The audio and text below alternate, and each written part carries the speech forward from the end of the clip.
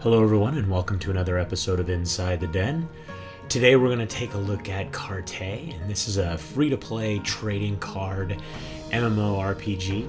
So let's get started. As you can see, I'm already logged in and we're going to go ahead and start the game, and it's going to load up for us, and there we go. So as you can see, we're kind of in a lobby type area. We're going to take a look at a few things. The game does have a pretty good tutorial. I highly recommend you use it.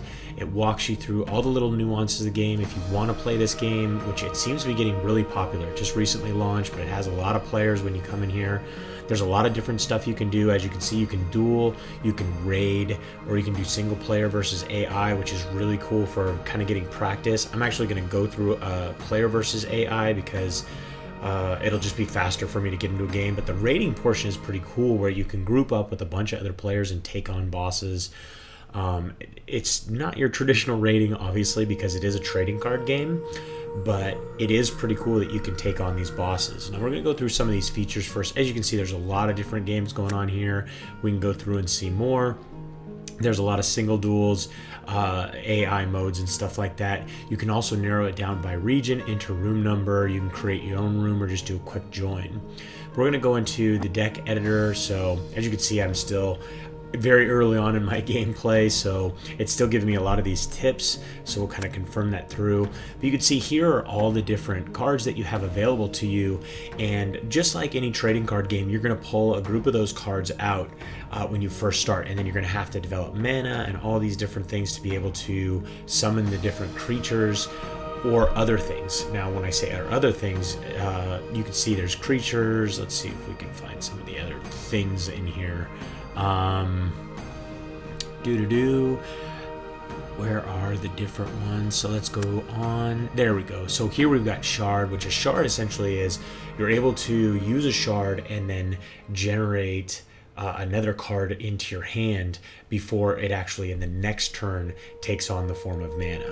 Then you have heroes, more creatures. Let's see if we can get into, we've got some different casts that we can do. You've got different weapons, so you're going to be able to equip your hero with weapons. So it's kind of like, you know, in Magic the Gathering, where you were a wizard, you're actually a hero, and you've got X number of hit points and stuff like that. Here's an additional shard, additional hero, more creatures. So we can go through a bunch of these.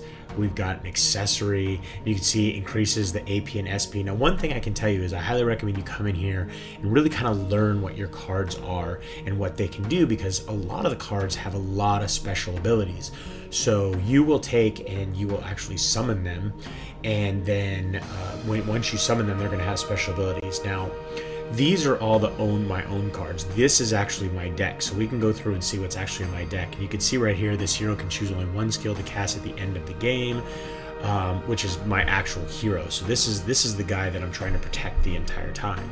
Then I've got a bunch of different creatures, and you can see they've got different skills and stuff like that. And then as we scroll down, we'll see we've got burst, which essentially, like, this burst increases the AP of a target creature ally control by 2 till the end of the turn. So I can actually take and buff up one of my creatures and give them 2 more attack points so we can do more damage. Then a shield charge destroys a target creature opponent with level 2 or less. So you've got a lot of different stuff. Now you also have traps in the game, and you can see the one trap that I have, if there are 3 creatures on the opponent's creature zone, after a creature with level 5 or less is set into his or her creature zone, destroy that creature. So it's a very powerful trap. Then here's the one weapon I have. You also have shields, so you can protect yourself. And then you have the tarot cards, which you can take, and at the beginning of the game, one of these tarot cards is pulled. And then anytime during, as long as you have enough mana, you can see this one costs 5, this one costs 3, 1, so on, or 7 here. At any point in time during the game that you maybe need to pull your tarot card, you can pull this and then actually do that skill or that spell to the opponent or to yourself, or whatever you want to do. Like this, seals all skills of all heroes. Each player discards his or her all cards. Move all creatures to the opposite zone, because in the game you have offensive and defensive zones. So let's go through. You got card management. This allows you to buy and sell cards, all that different stuff. So you can see here you've got different card decks or different card yeah, basically decks that you can purchase and stuff like that. You'd see all those in there. Then you've got search all cards. You could look at the entire catalog, look at every card that you could possibly get in the game. As you can see, there's a ton of different cards, and that's just on page 1. There's 12 pages of cards. So the game is just absolutely loaded with cards that you can actually collect and use in your battles, which is really cool to see so many different cards, especially, you know, when it's a trading card game. You want to trade and you want to collect all of these different cards and create different decks and stuff like that. So it's really nice to see so many different cards. You can narrow it down by level, all that stuff, if you want to look at all these different types of cards. Now we could shop, singles, boosters. We're not going to take a look at the shop, but we can look at my info. So you can see in here, we've got my name, my record, 0 wins, because I haven't done any tournament or anything like that, or actual ranked games. I'm unranked. Card zone 305, own terror 20, so on and so forth. Title Daybreaker, and all this different stuff. Game time 2 hours and 44 minutes. And I do have, let's see, does it even have my AI wins? It doesn't. So crew info, so you have not joined a crew. This is basically like clans, alliances, guilds, stuff like that. And then you've got all these different tournaments that do happen regularly in the game. And you can see this guy's got 75 wins, which is very, you know, I mean, doing pretty good as far as the tournament ranking is concerned. You can see as these different people move up slots. I mean, like this guy, he jumped 9 ranks. You can see where they're from and all that stuff. So it's really kind of cool to see all of these different components going on inside of the game. We can go all the way down to the lowest level where these guys have lost a bunch, so they're not doing so hot. But let's jump into a game, show you guys exactly what's going on. So we're going to go into a single AI game. Now in here, you can kind of slowly work your way up. Now, this is me obviously up here, and then I can fight Richard, or I can take and I can adjust who I want to fight and fight Violet. I'm just going to fight Richard. He's easy. I'll be able to get through it fast. It'll make sure that this video is not 5 hours long essentially. So I should be able to get through this pretty quick and show you guys all the features that the different battles have in place. So there we go.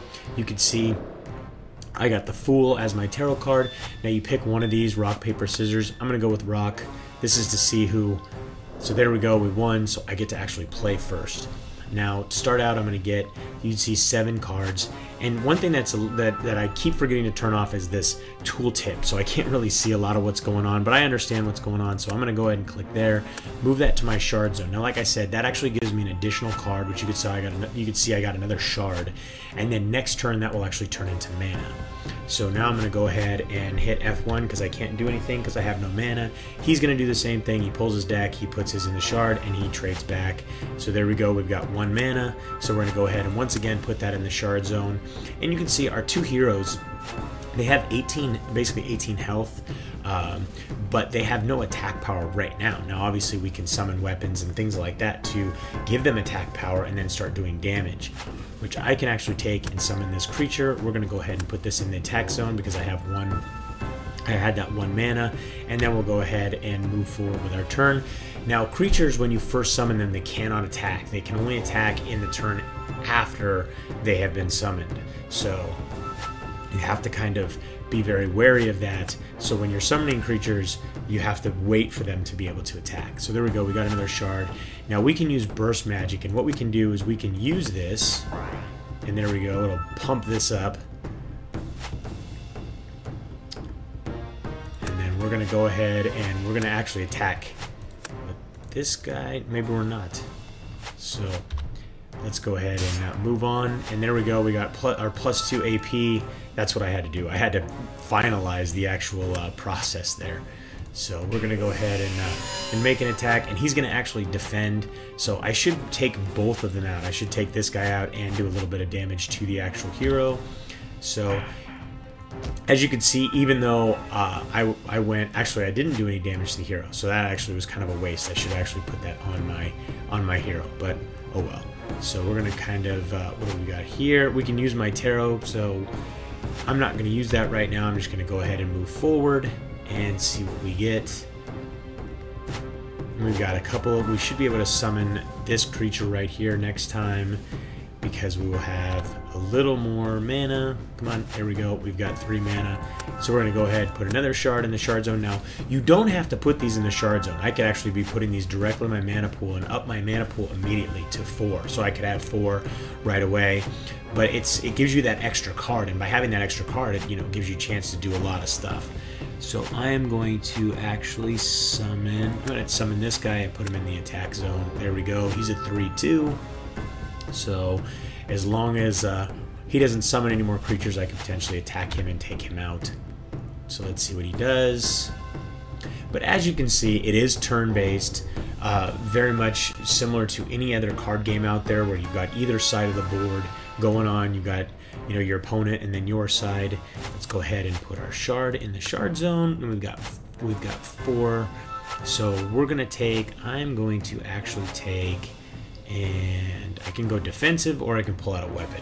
Let's actually pull out a weapon, put that in the item zone. So there's the item zone right there.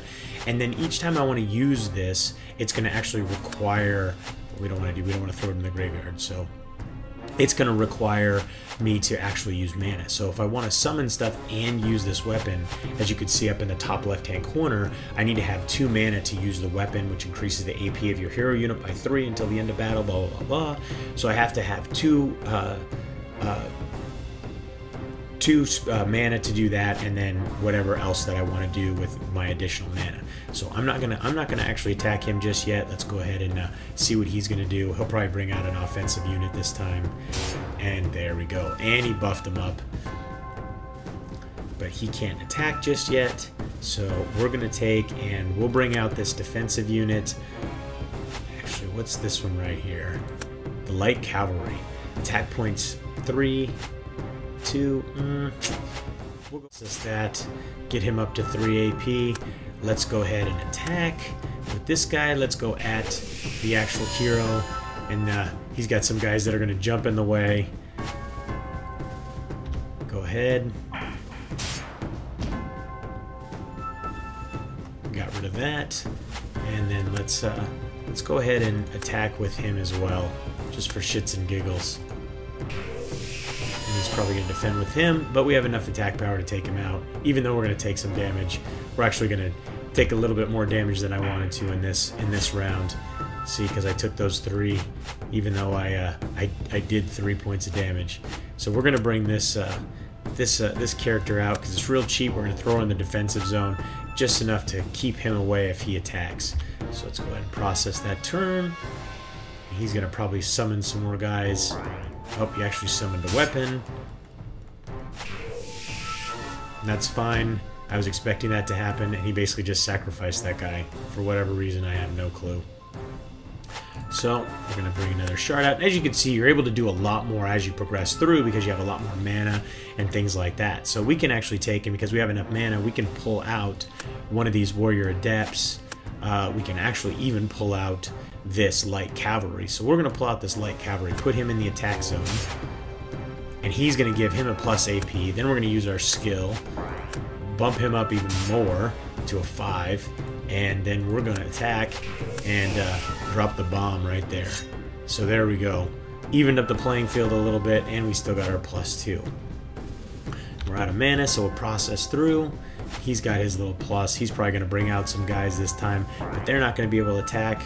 Nope, looks like he's just bonusing up everybody, giving him a +4. So he's, which is really weird because it's so funny that he's attacking my creatures instead of actually attacking my hero, because he could have totally gotten through right there. But anyways, so let's go ahead and summon our shard, and we can bring out all kinds of people this time because we've got 8 mana. So what's this guy? An errant warrior. So we're gonna go ahead and put him in the attack zone. Let's bring out. We've got 5, so let's bring out this warrior adept into the attack zone, and then we're gonna once again cast our skill on our little buddy here, up him by 3, throw down an attack, and drop him by 3 health. So as you can see, that's one of the nice things is as you slowly increase your mana and stuff like that, and increase your mana pool, and you're able to do so many more things that you can actually, the games as they progress, once they get past a certain stage, they start to progress much faster because you're able to bring out so many more warriors and so many more creatures and so many more spells and all that stuff. Like this guy, he went to the really weird. I think they nerfed these early guys just so you win a lot easier. So we're gonna go ahead and we're gonna throw her in the defensive zone. That leaves us with 5. Oh, and because I threw somebody in the defensive zone, he had a trap. So he had a trap set. So we're gonna actually be able to bring out an additional to the attack zone, and we're gonna run through this really quick because I have enough guys to basically take him out. So we're gonna go with an all-out assault. So there's one attack, and then we're going to attack again, and then I'll take him down even more. And then the last one should finish him off and call it a day. And there we go. There's our win. Hurrah. 21 turns, and you can see by fighting the AIs, you actually progress through the daily AI events, and then you can earn different things. So essentially by playing, the more you play, the more stuff you can earn. And you can see that didn't really take too long. But either way, I hope you guys enjoyed today's trip inside the den. Don't forget to subscribe and keep yourself updated as each new episode is released. And please don't forget to comment, tell us anything you liked or didn't like about this video, and make sure that you actually like the video, because we really do appreciate that. If you'd like to play or learn more about Carte, you can read our full review at MMODen.com or just click the link in the description. Till next time, thanks for watching.